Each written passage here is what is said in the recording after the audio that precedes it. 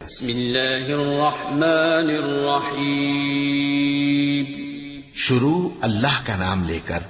جو بڑا مہربان نہایت رحم والا ہے۔ سب تعریف اللہ ہی کو ہے جس نے اپنے محبوب بندے محمد صلی اللہ علیہ وآلہ وسلم پر یہ کتاب نازل کی اور اس میں کسی طرح کی کجی اور پیچیدگی نہ رکھی، بلکہ سیدھی اور سلیس اتاری تاکہ لوگوں کو عذاب سخت سے جو اس کی طرف سے آنے والا ہے ڈرائے، اور مومنوں کو جو نیک عمل کرتے ہیں خوشخبری سنائے کہ ان کے لیے ان کے کاموں کا نیک بدلہ یعنی بہشت ہے جس میں وہ ہمیشہ رہیں گے، اور ان لوگوں کو بھی ڈرائے جو کہتے ہیں کہ اللہ نے کسی کو بیٹا بنا لیا ہے۔ ان کو اس بات کا کچھ بھی علم نہیں اور نہ ان کے باپ دادا ہی کو تھا۔ یہ بڑی سخت بات ہے جو ان کے منہ سے نکلتی ہے، اور کچھ شک نہیں کہ یہ جو کچھ کہتے ہیں محض جھوٹ ہے۔ اے پیغمبر، اگر یہ اس کلام پر ایمان لوگوں کی آزمائش کریں کہ ان میں کون اچھے عمل کرنے والا ہے، اور جو چیز زمین پر ہے ہم اس کو نابود کر کے بنجر میدان کر دیں گے۔ کیا تم خیال کرتے ہو کہ غار اور لوح والے ہماری نشانیوں میں سے عجیب تھے؟ جب وہ نوجوان غار میں جا رہے تو کہنے لگے کہ اے ہمارے پروردگار، ہم پر اپنے ہاں سے رحمت نازل فرما اور ہمارے کام میں درستی کے سامان مہیا کر۔ تو ہم نے غار میں کئی سال تک ان کے کانوں پر نیند کا پردہ ڈالے رکھا، یعنی ان کو سلائے رکھا، پھر ان کو جگا اٹھایا تاکہ معلوم کریں کہ جتنی مدت وہ غار میں رہے دونوں جماعتوں میں سے اس کی مقدار کس کو خوب یاد ہے۔ ہم ان کے حالات تم سے صحیح صحیح بیان کرتے ہیں۔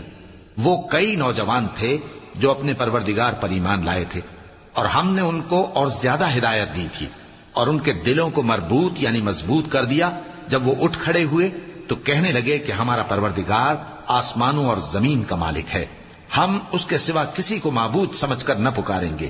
اگر ایسا کیا تو اس وقت ہم نے بے عقلی کی بات کی۔ ان ہماری قوم کے لوگوں نے اس کے سوا اور معبود بنا رکھے ہیں، بھلا یہ ان کے معبود ہونے پر کوئی کھلی دلیل کیوں نہیں لاتے؟ تو اس سے زیادہ کون ظالم ہے جو اللہ پر جھوٹ باندھے؟ اور جب تم نے ان مشرکوں سے اور جن کی یہ اللہ کے سوا عبادت کرتے ہیں ان سے کنارہ کر لیا ہے تو غار میں چل رہو، تمہارا پروردگار تمہارے لیے اپنی رحمت وسیع کر دے گا اور تمہارے کاموں میں آسانی کے سامان مہیا کرے گا۔ اور جب سورج نکلے تو تم دیکھو کہ دھوپ ان کے غار سے داہنی طرف سمٹ جائے، اور جب غروب ہو تو ان سے بائیں طرف کترا جائے، اور وہ اس غار کے کشادہ حصے میں تھے۔ یہ اللہ کی نشانیوں میں سے ہیں، جس کو اللہ ہدایت دے وہ ہدایت یاب ہے، اور جس کو گمراہ رہنے دے تو تم اس کے لیے کوئی دوست راہ بتانے والا نہ پاؤ گے۔ اور تم ان کے متعلق خیال کرو کہ وہ جاگ رہے ہیں حالانکہ وہ سوتے ہیں، اور ہم ان کو دائیں اور بائیں کروٹ بدلاتے تھے، اور ان کا کتا چوکھٹ پر دونوں ہاتھ پھیلائے ہوئے تھا۔ اگر تم ان کو جھانک کر دیکھتے تو پیٹ پھیر کر بھاگ جاتے اور میں آ جاتے۔ اور اسی طرح ہم نے ان کو اٹھایا تاکہ آپس میں ایک دوسرے سے دریافت کریں۔ ایک کہنے والے نے کہا کہ تم یہاں کتنی مدت رہے؟ انہوں نے کہا کہ 1 دن یا اس سے بھی کم۔ انہوں نے کہا کہ جتنی مدت تم رہے ہو تمہارا پروردگار ہی اس کو خوب جانتا ہے، تو اپنے میں سے کسی کو یہ روپیہ دے کر شہر بھیجو، وہ دیکھے کہ نفیس کھانا کون سا ہے تو اس میں سے کھانا لے آئے، اور احتیاط سے آئے جائے اور تمہارا حال کسی کو نہ بتائے۔ اگر وہ تم پر دسترس پا لیں گے تو تمہیں سنسار کر دیں گے یا پھر اپنے مذہب میں داخل کر لیں گے، اور اس وقت تم کبھی فلاح نہیں پاؤ گے۔ اور اسی طرح ہم نے لوگوں کو ان کے حال سے خبردار کر دیا تاکہ وہ جانیں کہ اللہ کا وعدہ سچا ہے، اور یہ کہ قیامت جس کا وعدہ کیا جاتا ہے اس میں کچھ شک نہیں۔ اس وقت لوگ ان کے بارے میں باہم جھگڑنے لگے اور کہنے لگے کہ ان کے غار پر عمارت بنا دو۔ ان کا پروردگار ان کے حال سے خوب واقف ہے۔ جو لوگ ان کے معاملے میں غلبہ رکھتے تھے وہ کہنے لگے کہ ہم ان کے غار پر مسجد بنائیں گے۔ بعض لوگ اٹکل پچو کہیں گے کہ وہ 3 تھے اور چوتھا ان کا کتا تھا، اور بعض کہیں گے کہ وہ 5 تھے اور چھٹا ان کا کتا تھا، اور بعض کہیں گے کہ وہ 7 تھے اور 8واں ان کا کتا تھا۔ کہہ دو کہ میرا پروردگار ہی ان کے شمار سے خوب واقف ہے، ان کو جانتے بھی ہیں تو تھوڑے ہی لوگ جانتے ہیں۔ تو تم ان کے معاملے میں بحث نہ کرنا مگر سرسری سی بحث، اور نہ ان کے بارے میں ان میں سے کسی سے کچھ دریافت ہی کرنا، اور کسی کام کی نسبت نہ کہنا کہ میں اسے کل کر دوں گا، مگر انشاءاللہ کہہ کر، یعنی اگر اللہ چاہے تو کر دوں گا۔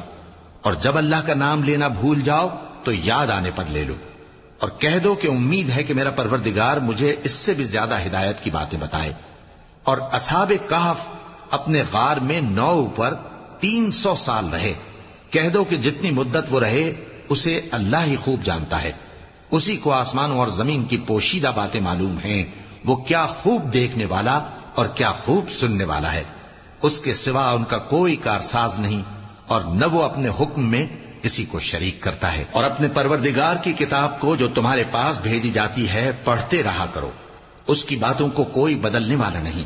اور اس کے سوا تم کہیں پناہ بھی نہیں پاؤ گے۔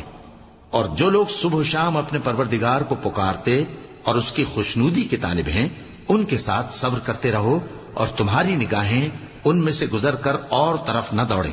کہ تم دنیاوی زندگی کی رونقوں کے خواستگار ہو جاؤ۔ اور جس شخص کے دل کو ہم نے اپنی یاد سے غافل کر دیا ہے اور وہ اپنی خواہش کی پیروی کرتا ہے اور اس کا کام حد سے بڑھ گیا ہے، اس کا کہا نہ ماننا۔ اور کہہ دو کہ لوگو یہ قرآن تمہارے پروردگار کی طرف سے برحق ہے، تو جو چاہے ایمان لائے اور جو چاہے کافر رہے۔ ہم نے ظالموں کے لیے دوزخ کی آگ تیار کر رکھی ہے جس کی قناتیں ان کو گھیر رہی ہوں گی، اور اگر فریاد کریں گے تو ایسے کھولتے ہوئے پانی سے ان کی داد رسی کی جائے گی جو پگھلے ہوئے تانبے کی طرح گرم ہوگا اور جو ان کے چہروں کو بھون ڈالے گا۔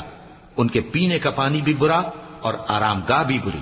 اور جو ایمان لائے اور کام بھی نیک کرتے رہے تو ہم نیک کام کرنے والوں کا اجر ضائع نہیں کرتے۔ ایسے لوگوں کے لیے ہمیشہ رہنے کے باغ ہیں جن میں ان کے محلوں کے نیچے نہریں بہ رہی ہیں، ان کو وہاں سونے کے کنگن پہنائے جائیں گے، اور وہ باریک دیبا اور اطلس کے سبز کپڑے پہنا کریں گے،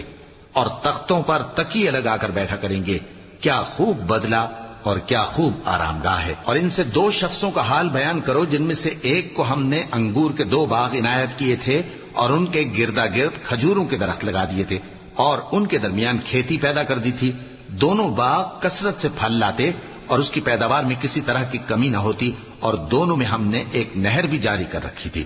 اور اس طرح اس شخص کو ان کی پیداوار ملتی رہتی تھی۔ تو ایک دن جبکہ وہ اپنے دوست سے باتیں کر رہا تھا، کہنے لگا کہ میں تم سے مال و دولت میں بھی زیادہ ہوں اور جتھے والا ہوں، اور ایسی شیخیوں سے اپنے حق میں ظلم کرتا ہوا اپنے باغ میں داخل ہوا۔ کہنے لگا کہ میں نہیں خیال کرتا کہ یہ باغ کبھی تباہ ہو، اور نہ خیال کرتا ہوں کہ قیامت برپا ہو، اور اگر میں اپنے پروردگار کی طرف لوٹایا بھی جاؤں تو وہاں ضرور اس سے اچھی جگہ پاؤں گا۔ تو اس کا دوست جو اس سے گفتگو کر رہا تھا کہنے لگا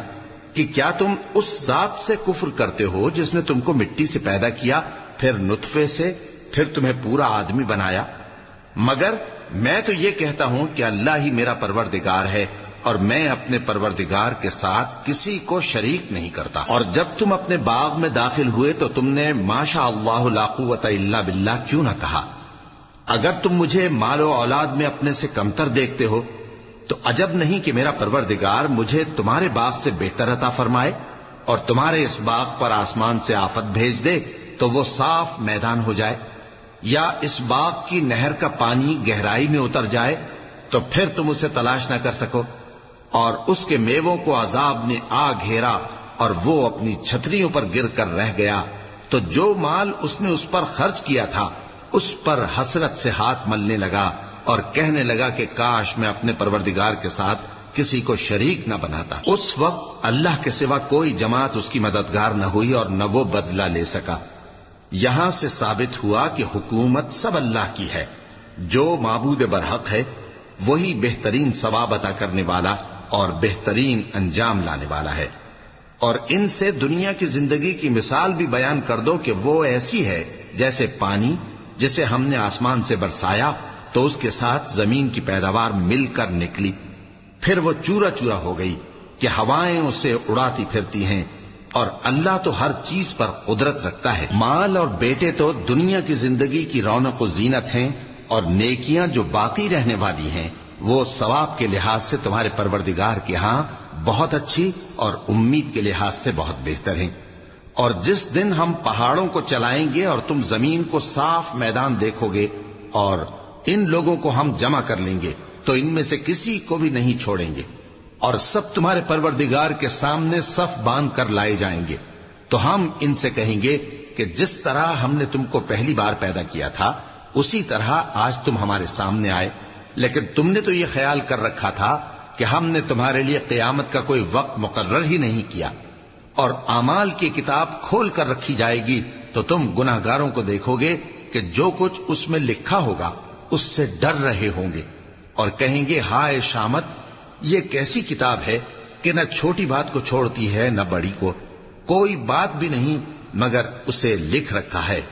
اور جو جو عمل کیے ہوں گے سب کو حاضر پائیں گے، اور تمہارا پروردگار کسی پر ظلم نہیں کرے گا۔ اور جب ہم نے فرشتوں کو حکم دیا کہ آدم کو سجدہ کرو تو سب نے سجدہ کیا مگر ابلیس نے نہ کیا، وہ جنات میں سے تھا تو اپنے پروردگار کے حکم سے باہر ہو گیا۔ کیا تم اس کو اور اس کی اولاد کو میرے سوا دوست بناتے ہو، حالانکہ وہ تمہارے دشمن ہیں، اور شیطان کی دوستی ظالموں کے لیے اللہ کی دوستی کا برا بدل ہے۔ میں نے ان کو نہ تو آسمانوں اور زمین کے پیدا کرنے کے وقت بلایا تھا اور نہ خود ان کے پیدا کرنے کے وقت، اور میں ایسا نہ تھا کہ گمراہ کرنے والوں کو مددگار بناتا۔ اور جس دن اللہ فرمائے گا کہ اب میرے شریکوں کو جن کی نسبت تم معبود ہونے کا گمان رکھتے تھے بلاؤ، تو وہ ان کو بلائیں گے مگر وہ ان کو کچھ جواب نہ دیں گے،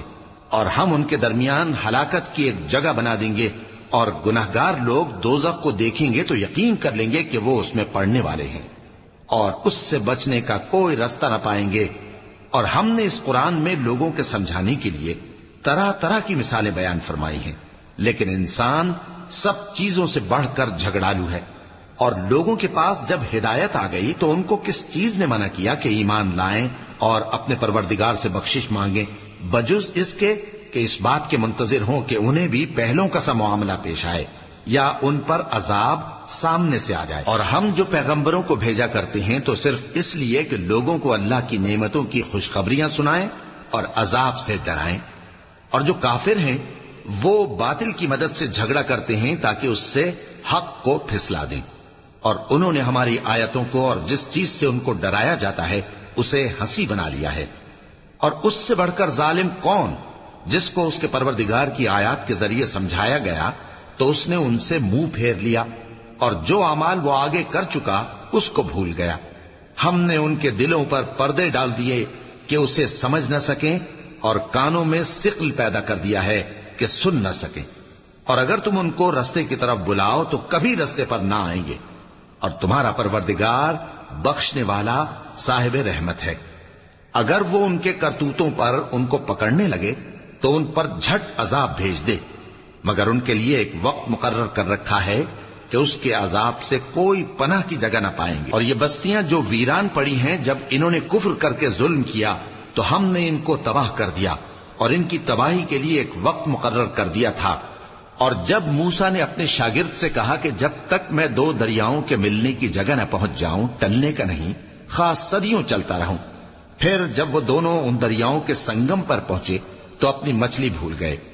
پھر اس مچھلی نے دریا میں سرنگ کی طرح اپنا راستہ بنا لیا۔